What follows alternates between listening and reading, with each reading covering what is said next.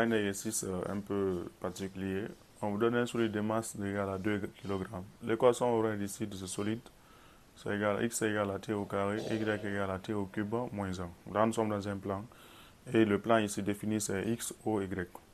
La question, c'est de déterminer, de calculer ici la quantité de mouvement du solide à t égale à 1 seconde. Pour cela, nous allons essayer de passer par la définition de la quantité de mouvement, que le produit de la masse soit la vitesse ici du solide. Dans ce cas, on va dire ici, on a P égale le vecteur quantité de mouvement, quand vous prenez comme ça. Quand vous avez quantité de mouvement, des fois on note ici par Q, des fois on note ici par P. Et si vous mettez P, l'égalité souvent, l'égalité c'est en haut. L'égalité c'est en haut, c'est pas en bas. Et souvent en lisant ici dans les documents, c'est ce que je vois. Et encore plus souvent, je vois que c'est comme ça, c'est comme ça. Et je me demande la cause. Bon, ici, nous allons essayer de prendre la norme. La norme ici, quand vous prenez ici la norme de quantité de mouvement, dans ce cas, vous aurez ici la norme encore du vecteur vitesse, qui est aussi égale à P égale à M fois V. Le problème, on ne connaît pas la vitesse, mais comme nous sommes dans un plan, vous allez dire que V égale, je vais dire trouvons V. Trouvons V. V égale à la racine carrée de Vx au carré plus Vy au carré. Vous dérivez ça.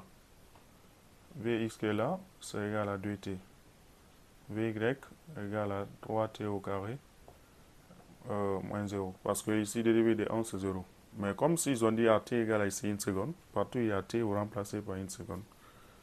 Dans ce cas, vous aurez Vx égale 2 de l'autre côté, Vy serait égal à 3. Dans ce cas, V serait égal à racine carrée de 2 au carré plus 3 au carré. 2 au carré c'est 4, 3 au carré ici c'est 9, ça fait 13.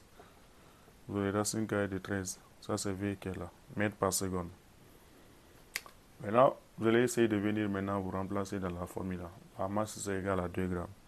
Dans ce cas, vous allez dire la quantité de mouvement c'est égal à 2 fois la racine carrée de 13, qui est égal qui est exprimé ici en kilogrammes fois mètre